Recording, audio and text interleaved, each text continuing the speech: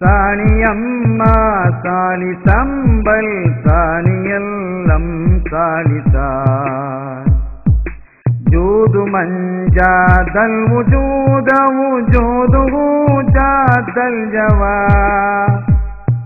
ജമഅ വഫർഖം ബഅദ ജംഇൽ ജംഇ റിജാലി ജാൽ ഹുബ്ബു ഹിബ്ബി ഹബ്ബതൻ ഫീ ലുബ്ബി ഖൽബി സിയാറത്ത്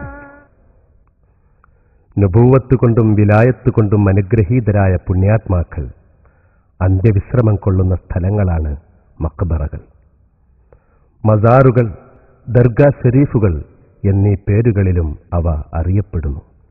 കാലാകാലങ്ങളായി ലോകത്തിൻ്റെ ഏതു ഭാഗത്തുമുള്ള ജനങ്ങൾ മഖ്ബറകൾ സംരക്ഷിക്കുകയും പരിപാലിക്കുകയും അവിടം സിയാറത്ത് ചെയ്യുകയും പതിവായിരുന്നു.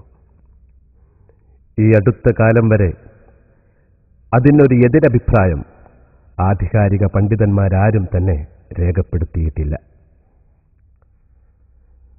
മഹാനായ പ്രവാചക പ്രഭു മുഹമ്മദ് മുസ്തഫ സ്വല്ലല്ലാഹു അലൈഹി വസല്ലമ തങ്ങൾ തൻ്റെ വിശ്രുതമായ ആകാശയാത്രയെക്കുറിച്ച് ഖുർആൻ വിവരിക്കുന്നു.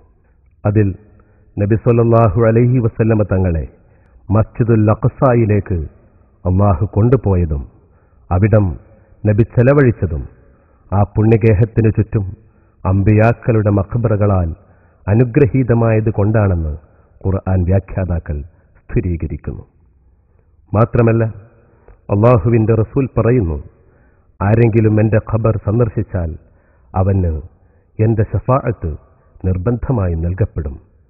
വീണ്ടും നബി പറയുന്നു, ആരെങ്കിലും ഹജ്ജ് നിർവഹിക്കുകയും എന്നെ സന്ദർശിക്കാതെ തിരിച്ചു പോകുകയും ചെയ്താൽ അവൻ എന്നെ ധിക്കരിച്ചു. ഇതുപോലെ എത്രയെത്ര ദിവ്യസൂക്തങ്ങൾ നമുക്ക് വിവരിക്കാൻ കഴിയും. നബി സ്വല്ലല്ലാഹു അലൈഹി വസല്ലമ പറഞ്ഞു, ഞാൻ ഖബർ സിയാറത്തിനെ വിലക്കിയിരുന്നു. എന്നാൽ ഇനി നിങ്ങൾ സിയാറത്ത് നടത്തിക്കൊള്ളുക. അത് നിങ്ങളെ ഐഹിക പരിത്യാഗികളാക്കുകയും പരലോക ചിന്ത നിങ്ങൾക്ക് നൽകുകയും ചെയ്യും. ഏതായാലും പുണ്യമുള്ള ഒരു കർമ്മമായി ലോക മുസ്ലിങ്ങൾ ഖബർ സിയാറത്തിനെ കരുതിപ്പോരുന്നു. ഏർവാടിയുടെ സ്ഥലപുരാണം.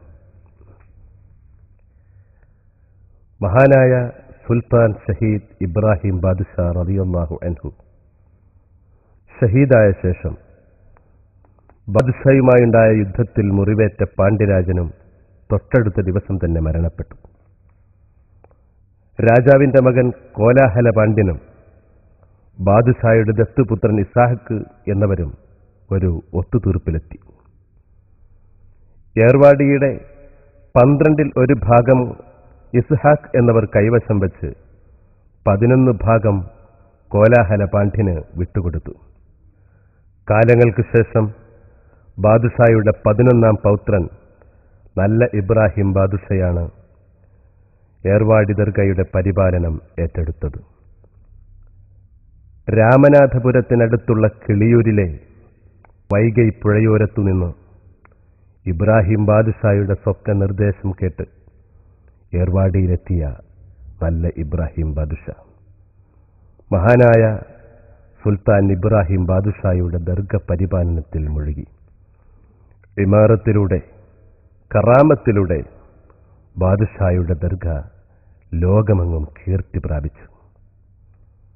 അക്കാലത്ത് രാമനാഥപുരം രാജാവിന് സന്താനഭാഗ്യമില്ലാത്തതിനാൽ അദ്ദേഹം ദർഗയിൽ വന്ന് പ്രാർത്ഥിച്ചു. അദ്ദേഹത്തിന് വൈകാതെ ഒരാൺകുട്ടി ജനിച്ചു. സന്തോഷവാനായ രാജാവ് ദർഗ പരിപാലനത്തിനു വേണ്ടി ഏർവാടിയുടെ പരിസരത്തുള്ള 6000 ഏക്കർ ഇഷ്ടദാനമായി നല്ല ഇബ്രാഹിം ബാദുഷാക്ക് പതിച്ചു കൊടുത്തു. രാജാവ് ആധാരമെഴുതിയ ചെമ്പു പട്ടയമാണ് നാം ഈ കണ്ടുകൊണ്ടിരിക്കുന്നത്.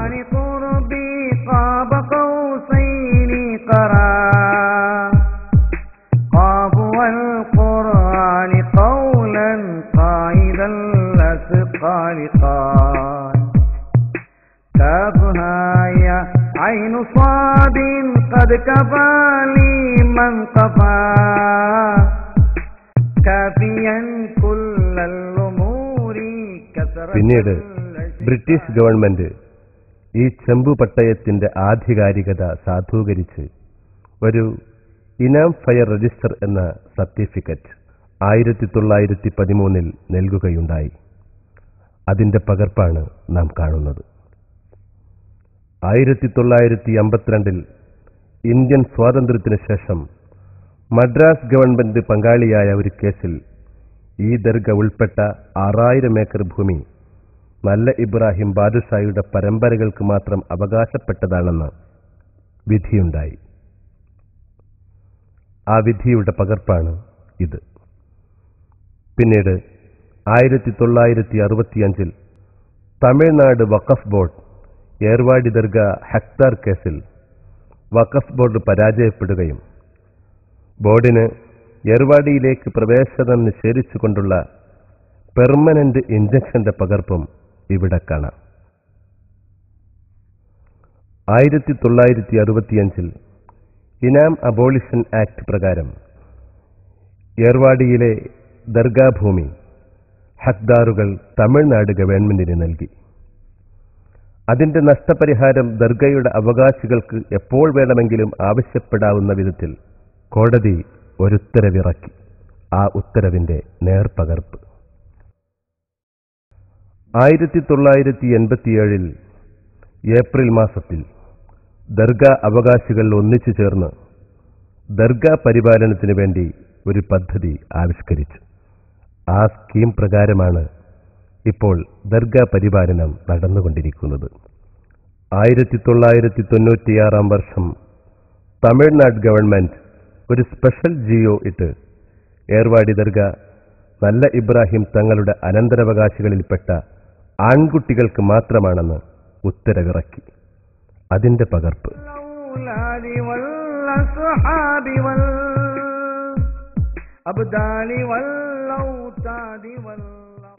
ഏർവാടി ദർഗാ ഷരീഫ് കെട്ടിടം ഹിജ്റ 1207 എഴുത്തിബാർ ഖാൻ എന്നവർ പേർഷ്യൻ മാതൃകയിൽ നിർമ്മിച്ചതാണിത്. ഈ വിവരം റൗളയുടെ പ്രധാന വാതിലിന് മുകളിൽ രേഖപ്പെടുത്തിയിരിക്കും.